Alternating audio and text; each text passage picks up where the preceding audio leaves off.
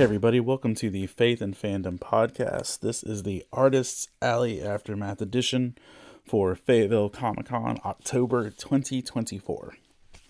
Air quotes, and heavily emphasized on the air quotes, the final Fayetteville Comic Con. Lots to say, lots to think about this. Fayetteville Comic Con is a show that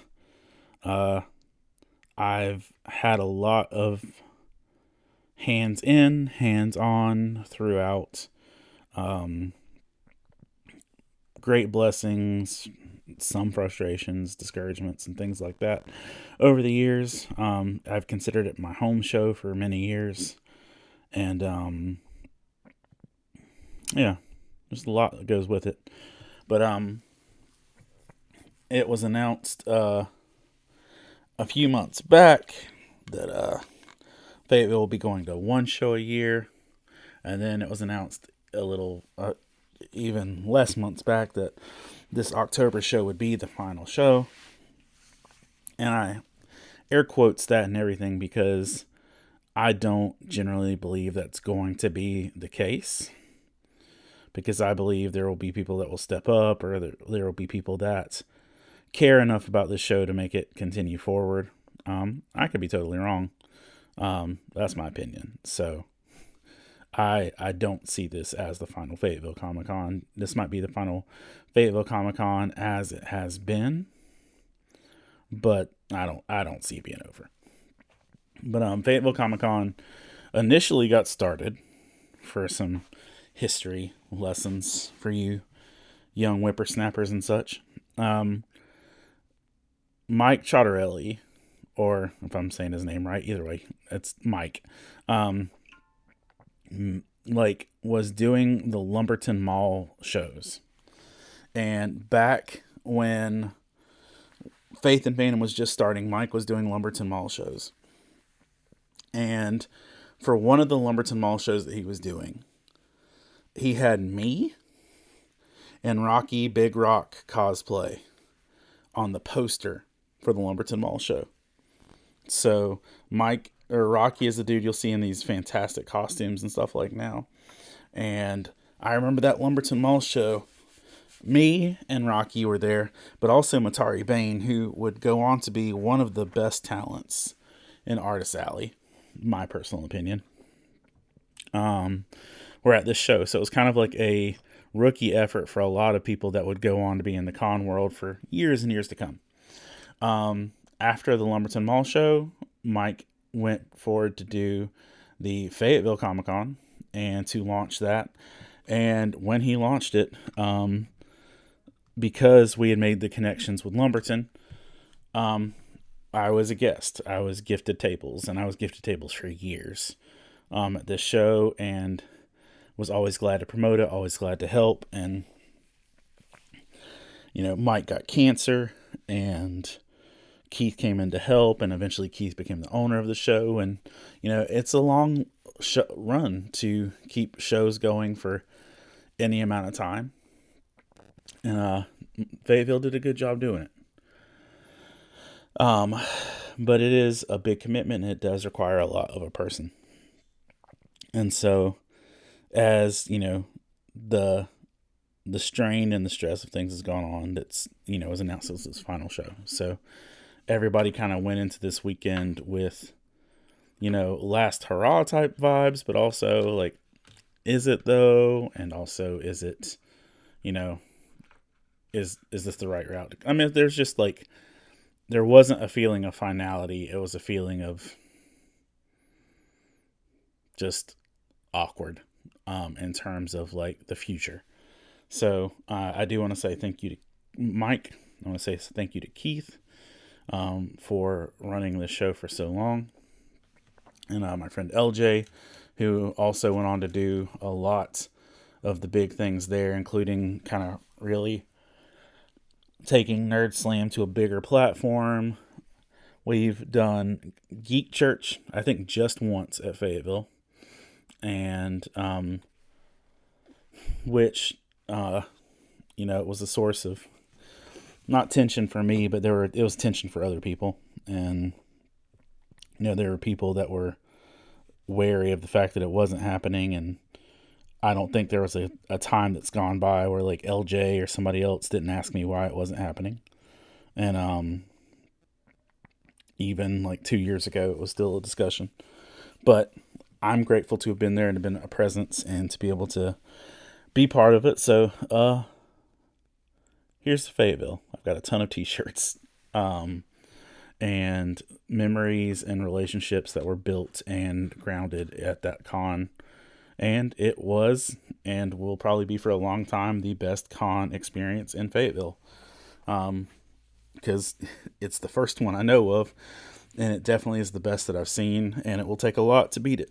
But yeah, we're going to look specifically at this Fayetteville Comic Con and how this weekend was and the whole experience across the board. But yeah. Let's start off with my notes.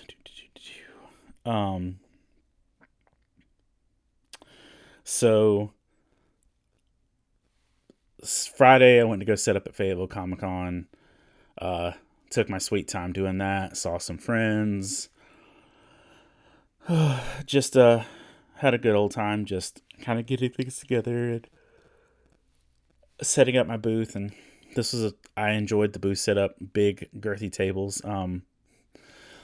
The table I got there, the table that I had when I first got there, was literally busted to shreds. Like the corner of the table was shattered, like somebody had hit it with an axe, which was kind of funny. And so I just politely picked my table up and walked it over to another pile of tables that was sitting over there and picked one that wasn't shattered into pieces. And then I sat up, took my time doing it. Listened to Reliant K's live album while I did it and talked to friends that came by, and it was a good time setting up. And Saturday, as the show was kicking off, got there bright and early. And Saturday was also the day I've been working towards and building a cosplay up. I've wanted to cosplay Senshi from Delicious in Dungeon for a hot minute, even to the point that I was trying to wear it to GalaxyCon Raleigh, which I'm really glad did not work out, because I probably would have died between the horns getting caught on things and the heat inside that helmet. I literally could have ceased to exist wearing that costume. But once the show officially opened its doors, I put on my cosplay, and I have to say this was probably my most appreciated cosplay I've ever worn. Shy Guy got a lot of love. Mankind / Mick Foley got a lot of love. But this one got a ton, like, of people stopping and saying, "Oh, this made my day. Oh, this looks so great." And people asking for pictures. And one of the things that I liked doing, which made Saturday so fun, was if somebody recognized my cosplay or asked for a picture or commented on it or things like that, I'd say in my best Senshi voice, "Have you had proper nutrition?" or something to that effect, as it sounded muffled through my mask. And I don't think a single person said yes. And if they told me they hadn't had nutrition, I gave them a granola bar, which just made them laugh exponentially. And said that was top tier. They had a blast with it. And depending on how busy I was with my hands at the moment, I would also serve up the granola bars in a giant metal wok, which was fun. But there's just a lot of people that really, really enjoyed the cosplay, which made it fun on a whole nother level. And it helped me connect with people that I wouldn't have connected with just with the books and have some more conversations with it. I also saw 2 other Delicious in Dungeon cosplayers, which I got photos with, which was neat. It was a good experience, just the cosplay overall. By 4 o'clock, I was ready to be out of it, and I think I took it off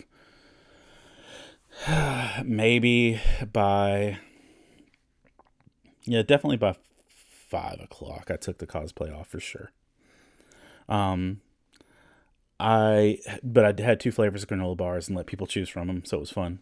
There was a really great Android 17 and 18 cosplayers together, which was really cool. Uh, there was just to say this about the cosplay, the one thing that is such a pain about doing a cosplay that requires unspectacled facial features is not being able to see, because my eyesight was bad without my glasses, but after not wearing my glasses for 8 hours, my eyesight was painfully blurry.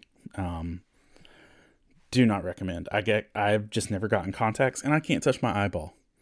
I'm weird like that. I literally cannot touch my eyeball. It freaks me out. I can't even put eye drops in, y'all.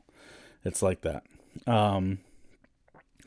I also needed to cover the back of my t-shirt rack and cover the back of my pin wall. And so to cover my t-shirt rack, I have a giant 21 Pilots flag, which I covered my t-shirt rack with, so there wasn't like this ugly pile of t-shirts on racks. And I also covered my pin wall with a matching 21 Pilots bandana. So I got a lot more 21 Pilots traffic at my booth, which was cool because I love 21 Pilots and had some conversations with that, and I'll revisit that in a minute. But it was good. Kids were squealing when they saw the concert, like literally, or saw the costume, and they jumped up and down and squealed. They thought it was great. One teenager, when I gave them a granola bar, said that I'm so great and he aspires to be like me when he grows up. So it was fun. At one point in time, there was an entire small army of has-been hotel cosplayers standing in front of my booth singing Hamilton songs. And it just looked like a fever dream. Not in a bad way, but it's just like, why is this happening? And why is this happening in front of my booth? One of the folks that stopped by and bought a good amount of books and stuff turned out to be the showrunner Keith's sister. So that was neat. And like with Nerd Slam, it's been advertised for, a couple weeks and stuff that LJ was hosting Nerd Slam, and there's posters out for it and everything. So, just minding my own with it. Didn't really, I've stopped trying to forcefully insert myself into things unless I'm being asked. Not out of bitterness or anything. It's just like, I don't have to do everything. And so like right around 3:00, LJ came up to me and asked me if I was doing Nerd Slam with him. He's like, I forgot to ask you. I'm like, no, I'm good. But then I noticed I'd missed a call from him during Nerd Slam. So I ran in there to check what it was and ended up sticking around for about 20 minutes. Just to ask 2 really hard questions and then leave. And, I made it for some entertaining moments and managed to get like 8 photos in the couple moments I was sitting there doing Nerd Slam. But it was nice to be back in there one last time in the environment and the setting it was in. And ended up being that one of the kids who has been competing in Nerd Slam for literal years, who I always got disqualified with my Dragon Ball Z questions, ended up winning with Dragon Ball Z. So I was really happy for him. Let's see. An interesting thing that I kept seeing happen is that the voice actor for Sonic, who was the next table over to the left of me, kept making people cry. Not in a bad way, just like emotionally.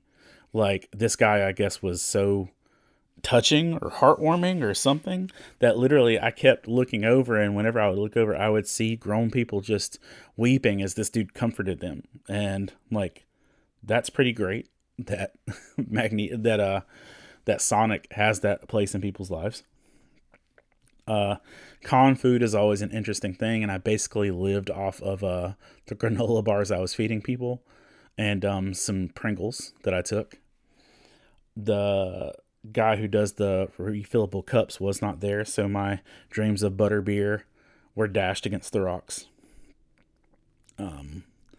But one thing I did end up getting, I got some like quesadillas at a food truck, but one interesting life choice of food that I got was a bar of mango jalapeno, mango habanero fudge. Bright orange looking stuff with sprinkles. But when I tell you that one bite enough of that was enough to burn in your chest and take your breath away, it was really surprising. There was a kid from my youth group that actually came on Sunday, and I gave him a chunk of it, and it just said, I just really want to throw up right now. So that's about where it stood. I personally enjoyed it. I finished the rest of it today at work, but he felt like throwing up. Another cool thing was that after 11 years of not getting one, I finally got a foam Master Sword. Like Link's sword from Legend of Zelda. It's one of those things you can go to any Comic-Con with a decent amount of gear and find a dude selling foam swords. And I want to say this was half off of what I had seen other places. And I just walked around a little bit on Sunday with a Master Sword, feeling a little bit more joyful in my life because there was a Master Sword in my hand. So I don't regret that for any time whatsoever. It was a good day. But yeah, I doodled, I did sketches, I caught up on all of my Inktober sketches. One of the sketches that I made was a Miles and Gwen upside down on the building. I made a Zelda sketch from Echoes of Wisdom.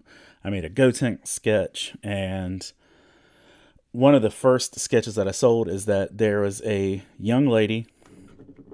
It was a young lady. There's a young lady who came by my booth who is a 21 Pilots fan, and we got to talking about 21 Pilots, and she flipped through my sketchbook and found 3 21 Pilots sketches in my book.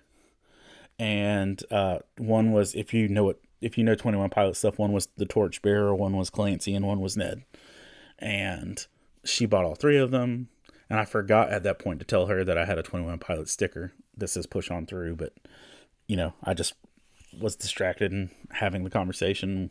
We talked about 21 Pilots for a while. She bought the sketches. About 30 minutes later, 2 teenagers walked up dressed as the 21 Pilots characters that I had just sold the sketches of. And I was like, oh man, I'm so sorry, guys. I'm so sorry, but like somebody just bought sketches of these, and they were like, oh no. I was like, well, tell you what, if you come back before you leave, I'll draw them again, and so you can have them. And so I redrew the 2 characters, and I feel like I did a better job on the redraw, which that's the one thing I'm seeing after looking through the sketches that I started months ago versus the sketches in the last couple months. I can definitely see my artistic ability getting a little bit more honed with it.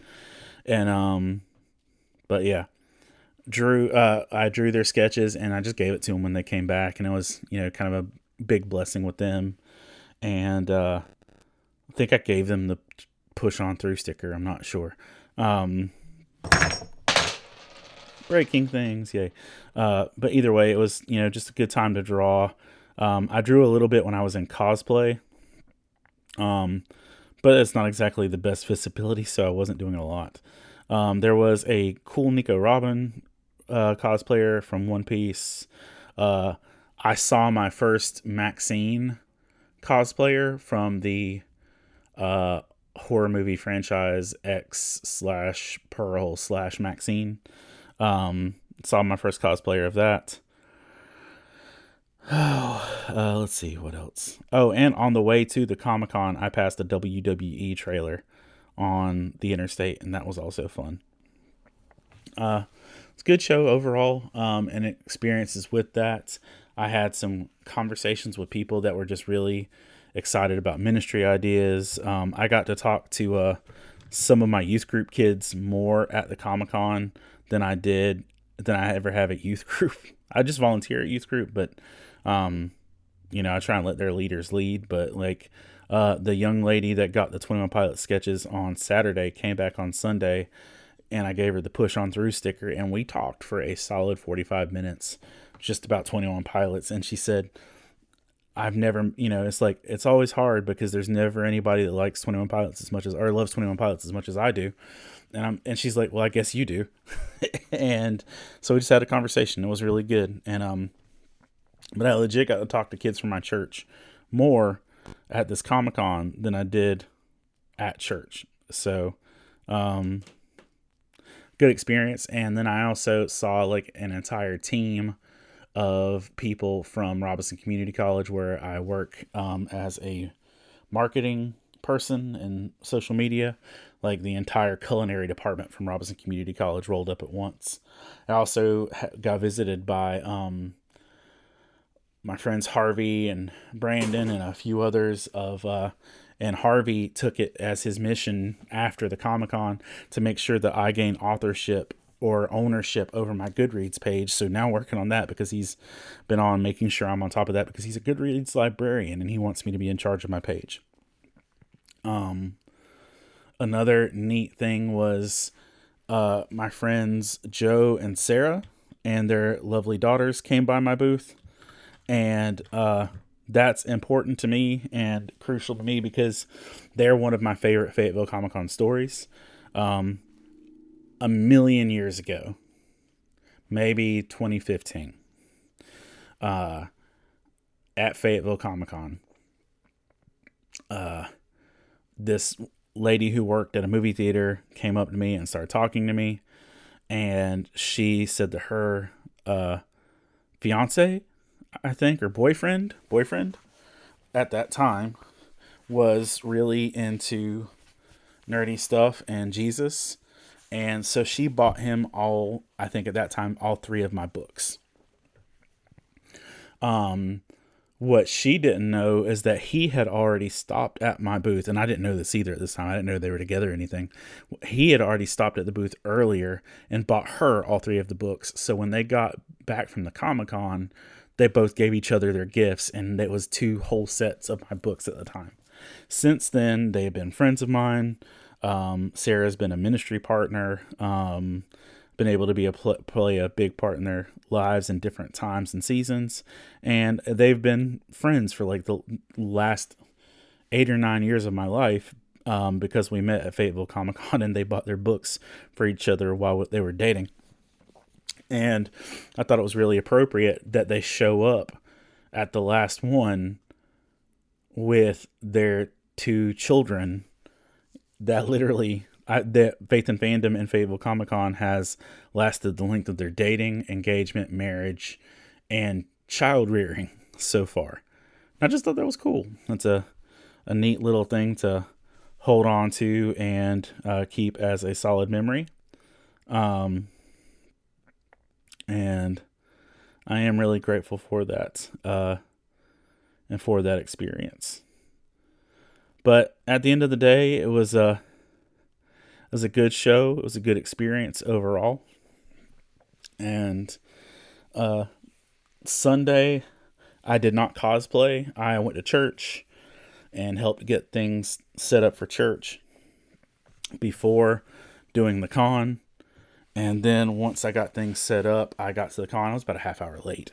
And as I pulled up to the con on Sunday, I pulled up into the first available parking space that was available. And the first available parking space just happened to be beside Karen Whitfield, who is Batgirl, the Bronze Age Batgirl, my friend that have had on podcasts and things like that. And I was her first booth neighbor at her very first Comic-Con, and now she's like a major San Diego guest and stuff like that.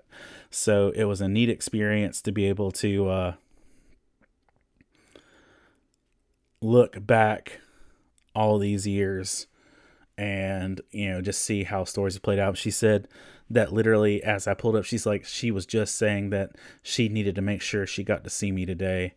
And that because she didn't get to talk to me on Saturday. And she says, literally, as she was saying those words, I pulled up and she said, look at God just providing like little mini miracles and things like that. And I was like, yeah, I said that tracks. That's probably accurate. God just putting us in the right place in the right time, because that's kind of been the story of how all this works. At one point, too, the original owner of Fayetteville Comic Con pulled me aside on Saturday to ask me my thoughts and feelings about how everything were going and the transition of things like that. So, I've got to make some really good friends and develop friendships and relationships deeper because of my experiences at Fayetteville Comic Con. And there's a lot of people who are connected and involved in the nerd community way more now than they used to be. Because Fayetteville had a locally represented show. So I'm grateful for all of that. I'm grateful for just how God's worked it all together. Again, I don't think this is over. I don't think it's done. I think God's going to work some stuff out. Not that God has to work out the Fayetteville Comic Con, but I also just know that there's enough passionate people who care and are capable to do more with this and not let it just go by the wayside, because it's an important thing. It's a powerful thing. Also, wrestling was happening, and I did not get to go over there because I was at my booth on Sunday having conversations with people. But my friend Audrey wrestled, and she's been on the podcast and stuff. And my friend Audrey wrestled, and you could hear her name being chanted across the whole convention center. But a neat thing was that she is a Disney person. She's a really big Disney fanatic, and she made her new wrestling outfit to look like one of the Incredibles, which was really fire, with an A instead of an I. So it was pretty neat. I don't know. I had a good time. I cosplayed all day Saturday, and I feel like that was a very successful venture. I got to have good conversations with people. I got to really share my heart on some things. I think I got to encourage some people and kind of be some salt and light there. Gave out some friendship bracelets. Got to see Jordan Simpson, my friend from Florence, and he bought some original artwork from our travel journal, which was pretty cool. And it was a good experience. Also on Sunday, I got to play some Legend of Zelda. When there were some slow moments on Sunday, and I got to play some Legend of Zelda, which I really appreciated because my schedule's been kind of breakneck lately with things. So having a few minutes, even at a quiet con lull, to be able to play video games was good. So I'm here for it. But yeah, my youth group was cool. Seeing some of my youth kids come by there, and apparently one of my guys, like the couple times I'd gone to the bathroom, had gone there to buy a button, and was sad when I wasn't there. But yeah, as it currently stands, that is the end of Fayetteville Comic Con. I was there before it started. I was there through most of it. There's a few shows I didn't make just because of life and scheduling, when they were doing 2 shows a year. But I was there at the end, and I'm still here after it because things are seasonal in life, and I'll celebrate all the good times that I had with it. Yep. So that's it. Next week I will be at Empire Comic Con in Springfield, Georgia. Is that it? Near Savannah. Let's just say Savannah, Georgia. I'll be in Savannah, Georgia, on the 25th or 6th or whatever it is that Saturday. Yeah,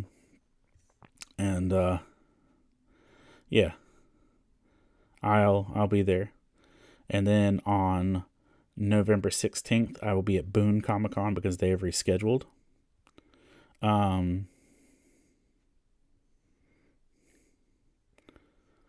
Yeah, and I'll be there for that. So before I go, I want to take a couple moments to thank our Patreon supporters. Lynn Turner, David Brooks, Jeff Weimer, Colin Sproles, Jamie Montgomery, the Coleman family, Jonathan Herman, Ron Petit, Gear Saber Cosplay, Scott Ward, Alicia Glenn, Candace Davis, Jay Sheed, Jason Crutchfield, Mike Perna, Todd Turner, John Jacobs, Zach Harris, Caleb Grimm, Jeanette Skaggs, Jason Bullock, Christina Ray, Sarah Lewis, Patrick Gale, Rebecca Godlove, and Adam Davis. Thank you all for supporting, for being as encouraging you are, for helping make all that Fayetteville Comic-Con was this past weekend, all the cons that have come before it, all the ministry that's going to take place next week, and as the books are being written throughout the winter. Y'all help make all that possible, and I really appreciate it. If you ever want to be part of the Patreon support for this, you can go over to patreon.com/faithandfandom or faithandfandom.com/ or faithandfandom. Yeah, it's patreon.com/faithandfandom, or you can just ask. I'll help you find it. But yeah, that's the heart of it. And it is patreon.com/c/faithandfandom. I think that's it. But